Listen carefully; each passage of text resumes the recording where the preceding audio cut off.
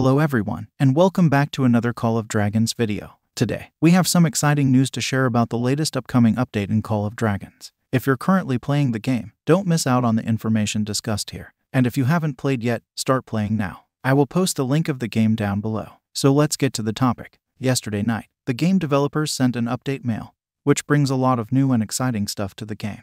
The latest announcement from the Merchants Guild is that version 1015 Brave New World will be released on April 20th, 2023. This is an interesting name choice, by the way, as it hints at something significant. So, let's dive in. The first important thing this upcoming update covers is that for the first time in Call of Dragons, the developers are bringing a migration system. This is excellent news since people have been requesting it for a long time. But there is something more to that. The migration system is based on the Division, and it will be rolled out to the servers that have completed Season 2. That means new Season and Season 2 players won't have the option of migration.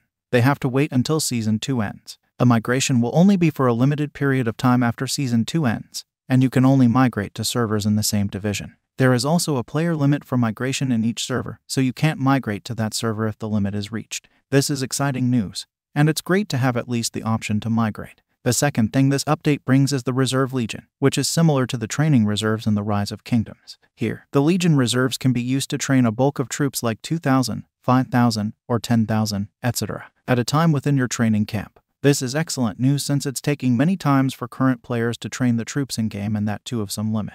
By the way, there is no info on how much capacity of Reserve Legions will be available in the game and also where to obtain these reserves. I think probably the place we can get these will be the Alliance Merit Shops. Don't worry, I will make a dedicated video on Merits and Alliance Merit Shops. The next thing this update has is some display improvements for the Forges of Light event, which is an event to get legendary artifacts with gems or bundles. The next thing is the Resurgence Feature, which is a method to change the starting region to another region once your beginner's teleport finishes or your city hall reaches level 8 or 10. If you want a video about Resurgence, please comment in the comment section. The Resurgence feature was usually unlocked after the Warsong stage in the Augerstone. But now, with this new update, the Resurgence will open once the first stage finishes, that is, the Faith Above All stage. It will be easier for newcomers to the game if they chose the wrong region or unknowingly updated their Hall of Order. The next thing, some Alliance-based updates, such as a feature for Alliance officers or leaders to control the actions of behemoths summoned during war attacks. They have also added a title, Beastmaster,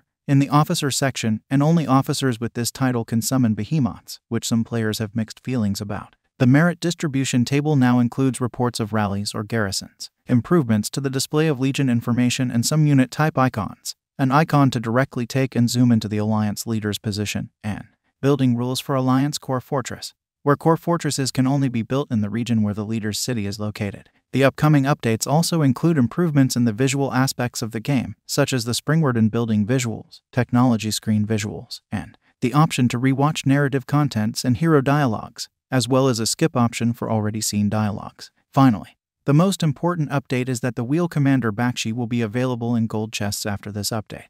Bakshi is an excellent cavalry commander to pair up with Rise, another cavalry commander available in golden chests. Currently, Bakshi is only available in wheels, approximately in the 3rd or 4th wheel, but after the update, players can get him through gold chests. So, everyone who plans to open gold chests, be patient and save them for Bakshi after the update. And that's all for today's video. I hope you found this video informative and helpful. If you did, please make sure to like this video and subscribe to my channel for more Call of Dragons content. Don't forget to hit the notification bell to stay updated with my latest uploads. Thank you for watching, and I'll see you in the next video.